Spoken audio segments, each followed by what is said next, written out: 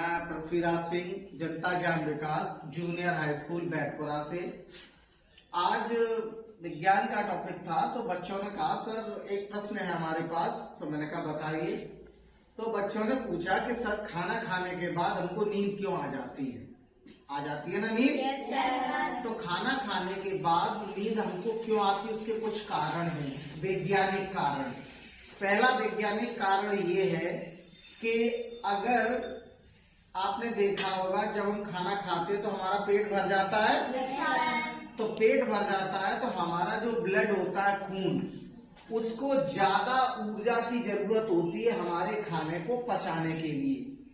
तो जो खून होता है, खून का संचार हमारा पेट की तरफ ज्यादा होता है। कहाँ होता है? पेट की तरफ। जब पेट की तरफ संचार खून का ज्यादा होगा तो हमारे मस्तिष्क पर जो है खून कम पहुंचेगा।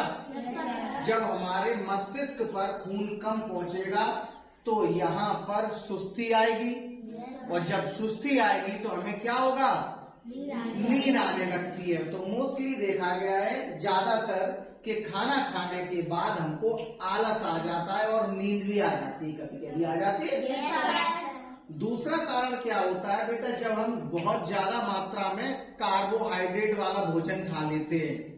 कार्बोहाइड्रेट वाला क्या खा लेते हैं? भोजन। जैसे आलू होता है, आलू ज्यादा मात्रा में खा लें तो और चावल ज्यादा मात्रा में खा ले, इसमें कार्बोहाइड्रेट ज्यादा होता है। तो जो कार्बोहाइड्रेट है वो टूट कर शर्करा बना देता है। शर्करा को कहते हैं शुगर। क्या कहते हैं? शुगर।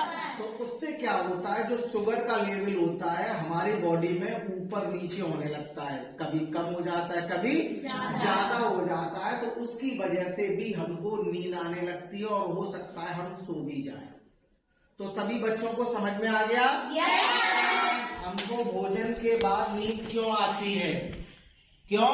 क्योंकि हमारा जो खून का ज्यादातर हिस्सा होता है वो हमारे पेट की तरफ खून ज्यादा बहता है। बहता है कि नहीं? तो जब हमारे पेट की तरफ खून बहेगा तो मस्तिष्क की तरफ खून का संचार बहुत कम होगा, जिस वजह से हमारे शरीर में कैसा होगा?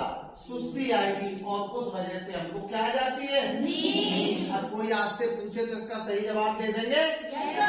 Very good, thank you.